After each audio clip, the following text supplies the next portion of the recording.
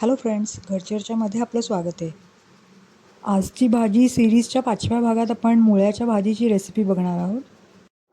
काही जण फक्त मुळ्याची सुद्धा भाजी करतात, पण मी इथे मुळ्याची पानंसुद्धा घेतलेली आहे.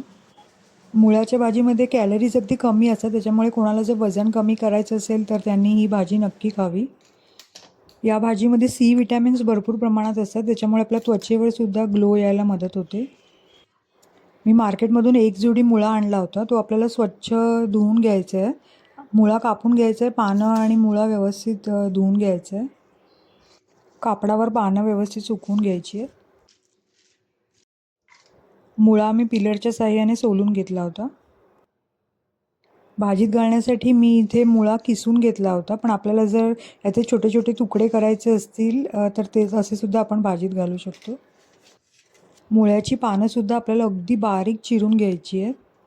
पालेभाज्या शिजायला जास्त वेळ नाही लागत, पण मार्केटमधून त्या आणल्यानंतर निवडून घ्यायला लागतात. स्वच्छ धुवून, सुकवून मग त्या बारीक चिरायला लागतात. या प्रोसेसलाच जास्त वेळ लागतो. इथे मी बारीक मुळा चिरून घेतला आहे. 1-1.5 मोठा कांदा बारीक चिरून घेतला आहे. 3-4 मिरच्यांचे अशा प्रकारे तुकडे करून घेतले. ओलं खोबरं किसून घेतलं आहे. मी 3-4 लसणाच्या पाकळ्या एकदम बारीक करून घेतल्या आहेत. ठेचून जर लसणाच्या पाकळ्या भाजीत घातल्या तर ती मुलं खाताना काढून टाकतात, त्याच्यामुळे मी अशा प्रकारे अगदी बारीक लसूण चिरून घालते, जेणेकरून त्यांना ते काढता येणार. भाजी करण्यासाठी कढईत 2 मोठे चमचे तेल घातले आहे. तेलात आपल्याला लसणाच्या पाकळ्या, मिरच्या आणि कांदा परतून घ्यायचा आहे. कांदा हलका गुलाबी होईपर्यंत परतायचा आहे.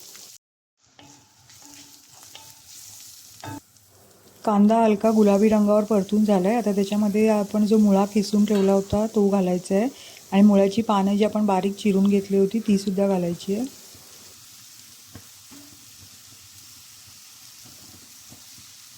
सगळं व्यवस्थित मिक्स करून घ्यायचं आहे. मीठ आपण भाजी शिजल्यानंतर घालणार आहोत, कारण मुळ्याच्या भाजीला थोडंसं पाणी सुटतं. मीठ घातलं तर अजून पाणी सुटेल, त्याच्यामुळे मीठ मी भाजी शिजल्यानंतर घातलं होतं.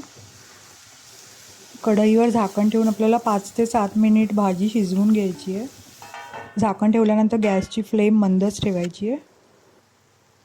भाजी व्यवस्थित शिजली आहे. आता त्याच्यामध्ये चवीपुरतं मीठ घालायचं आहे आणि भरपूर सारं किसलेलं ओलं खोबरं घालायचं आहे.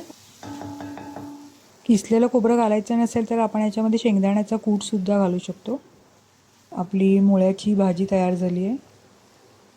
भाकरी, चपाती किंवा मग साधी तिखट डाळ आणि भात जरी असेल तरी त्याच्याबरोबर ही भाजी खूप चांगली लागते. नवशिके जर कोणी असतील तर मी जे हे घरगुती साध्या सोप्या भाज्यांचे व्हिडिओ टाकते आहे त्याची त्यांना नक्कीच मदत होईल. व्हिडिओ जर आवडला असेल तर नक्की लाईक करा, शेअर करा आणि घरचर्चा या चॅनलला सबस्क्राईब करा. थँक्यू.